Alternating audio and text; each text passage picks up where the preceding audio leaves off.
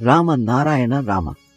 మనము ఈ కార్యక్రమం ద్వారా నిరంతరం తెలుసుకుంటూ అర్థం చేసుకుంటూ వచ్చాము. రామ నారాయణ రామ అన్నవాడు తానే ఒక సమగ్రత. రామ అంటే ఆకాశం, అనంతం, సంపూర్ణ బ్రహ్మాండం మరియు పరమ సృష్టికర్త. నారాయణ అంటే ఈ బ్రహ్మాండంలోని అన్ని నక్షత్రాలు మరియు గ్రహాలు. రెండవ రామ మనమందరం అంటే అన్ని జంతువులు, వృక్షాలు, ధూళికణాలు మరియు అన్ని జీవులు. మన చైతన్యం అంటే మన బుద్ధి. రామ నారాయణ రామ యొక్క ఒక భాగమే జన్మసిద్ధ హక్కుగా బ్రహ్మాండం నుండి ఉద్భవించిన పదార్థ సారం మనందరి సహజ హక్కు.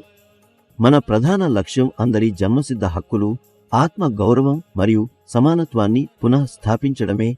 ఇది మన విప్లవం. ఇది సంతానదల్ కుటుంబ సభ్యుల ఆత్మరక్షణ కోసమే. అందరికీ లాభాలే నికర లాభాలు మన లక్ష్యము. పోరాటము ఈ సంపూర్ణత మరియు ఆత్మసాక్షాత్కార మార్గంలో అందరినీ చేర్చడమే. ఈ పోరాటం శూన్యాన్ని నింపేందుకు మేము ఒక వర్గరహిత, జాతి రహిత, శోషణ రహిత సమాజాన్ని కోరుతున్నాము. మేము అహింసక పోరాటాన్ని కోరుతున్నాము. ఇది మన ఆత్మరక్షణ మరియు అంతర్గత జ్ఞానానికి సంబంధించిన యుద్ధం. మనందరం ఈ అపారమైన బ్రహ్మాండ గెలాక్సీకి చెందిన విశ్వ కుటుంబము. ఇది బ్రహ్మాండం నుండే జన్మించింది. లక్షలాది గ్రహాలు, నక్షత్రాలు, జంతువులు, వృక్షాలు, జంతువులు, అణువులు, కణాలు అన్నీ జీవంతో నిండి ఉన్నాయి. వాటికి చైతన్యం ఉంది. అవి అన్నీ సృజనాత్మకంగా ఉన్నాయి. ఈ బ్రహ్మాండం ఎవరినీ వదలదు. బ్రహ్మాండమే బ్రహ్మాండీయ. రామ నారాయణ రామ. దాని నుంచి అనేక గ్రహాలు, నక్షత్రాలు ఉద్భవిస్తాయి. ఎక్కడెక్కడ జీవులు ఉన్నా వారు అందరూ రామ నారాయణ రామలో అస్తిత్వం కలిగి ఉన్నారు. బ్రహ్మాండమే రామ నారాయణ రామ యొక్క సంపూర్ణత, అఖండత మరియు సమగ్రతకు సమానార్థకం. ఈ రోజున ప్రపంచమంతటా, బ్రహ్మాండమంతటా అనేక ఆత్మలు జీవనానికి అవసరమైన మౌలిక అవసరాల నుండి వంచబడుతున్నాయి. దాని ఫలితంగా ప్రజలు అన్యాయం, తప్పులు, నేరాలు చేస్తుంటారు మరియు అనేక రకాల తప్పుదారులలో ఇరుక్కుపోతారు. వారి అశాంతి వారి హృదయం మరియు చైతన్యంలో గాఢమైన ఆకలి వల్ల కలుగుతుంది. ఒక ఆకలిగొన్న వ్యక్తి అయోమయంగా అరిచి దిక్కుతోచని ప్రవర్తన చేయగలడు కదా. అలాగే మనలోని అనేక చైతన్యాలు మన చర్యలపై ప్రభావం చూపుతాయి. ఈ విధంగా మనం మనల్ని దిశాహీన స్థితిలో చూస్తాము. అక్కడి నుండి బయటపడటానికి మనకు అవసరమయ్యేది జపం, ధ్యానం, ఆధ్యాత్మిక సాధన మరియు మన చైతన్యంతో మమేకం అయ్యేందుకు సహాయపడే విధానాలు. అప్పుడు మాత్రమే ప్రపంచంలో, ప్రకృతిలో, సమాజంలో మరియు మన శరీరంలో సమానత్వం వస్తుంది. రామ నారాయణ రామ మన ప్రకృతిలోని సత్యం మరియు సిద్ధాంతాలను ఒక దారంగా జోడిస్తూ ముందుకు సాగుతున్నాడు.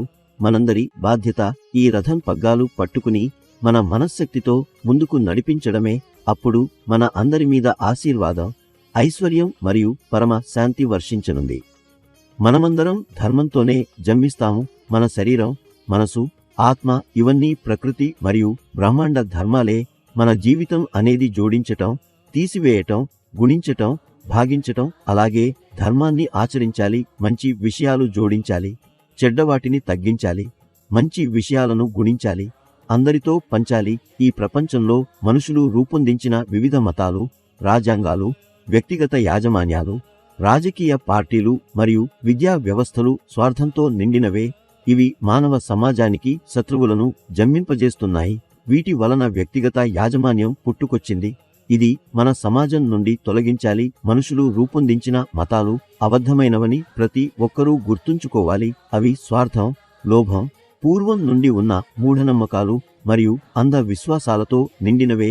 అవి విభజన కలిగిస్తాయి, భయాన్ని పుట్టిస్తాయి, నిజమైన ఆధ్యాత్మికత మరియు సమానత్వం నుండి మనల్ని దూరం చేస్తాయి. ప్రకృతిలో, ఆకాశంలో ఎటువంటి వ్యక్తిగత యాజమాన్యము కనిపించదు.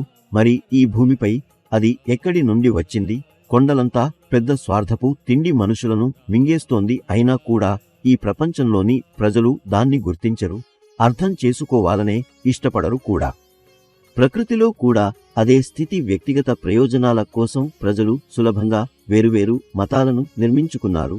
అదే సమయంలో తథ్యమైన నాయకులు సరైన విద్యను అందించడం లేదు. ప్రజలు తమ చైతన్యం యొక్క స్వరం వినడం మానేశారు. రామ నారాయణ రామ అనే జపం ద్వారా అందరినీ ఒకే మార్గంలో ఏకతాటిపైకి తెచ్చి శాంతి, సమానత్వం, అంతర్గత ఆనందం, ఆత్మసాక్షాత్కారం, ఆత్మవిశ్వాసం, స్వీయ ప్రేమను ప్రోత్సహించి మరియు ప్రకృతికి నిబద్ధమైన నిజమైన మార్గంలో నడవటానికి ప్రేరేపించబడతారు.